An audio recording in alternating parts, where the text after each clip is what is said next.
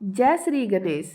भगवान श्री गणेश की सुहाग का आशीर्वाद देने वाली कथा आज हम आप लोगों को सुनाएंगे।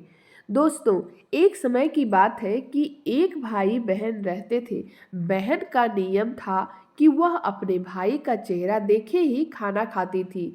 हर रोज वह सुबह उठती और जल्दी जल्दी सारा काम करके अपने भाई का मुंह देखने के लिए उसके घर जाती थी।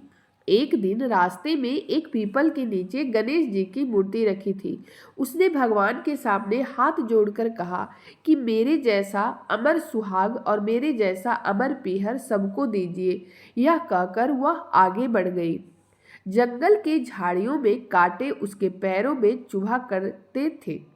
एक दिन भाई के घर पहुंची और भाई का मुंह देखकर बैठ गई तो भाभी ने पूछा, पैरों में क्या हो गया? यह सुनकर उसने भाभी को जवाब दिया कि रास्ते में जंगल के झाड़ियों के गिरे हुए कांटे पांव में चुभ गए हैं।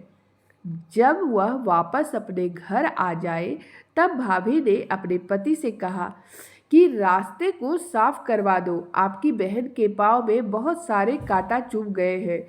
भाई ने तब कुल्हाड़ी लेकर सारी झाड़ियों को काट कर रास्ता साफ कर दिया, जिससे गणेश जी का स्थान भी वहां से हट गया।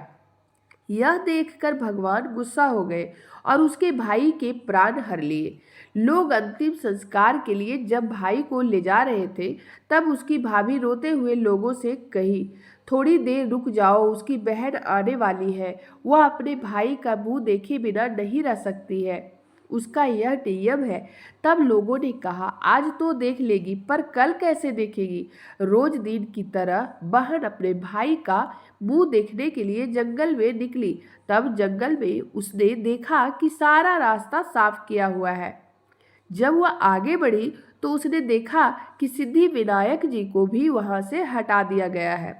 तब उसने जाने से पहले गणेश जी को एक अच्छे स्थान पर रखकर उन्हें स्थान दिया और हाथ जोड़कर बोली, हे भगवान, मेरे जैसा अमर सुहाग और मेरे जैसा पीहर सबको देना। और फिर बोलकर आगे निकल गई।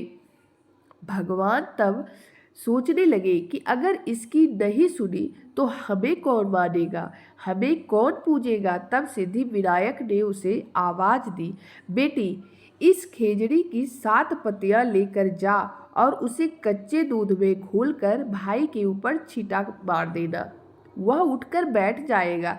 यह सुनकर जब बहन पीछे मुड़ी तो वहां कोई नहीं था। फिर वह सोचने लगी कि ठीक है, जैसा सुना वैसा कर लेती हूँ।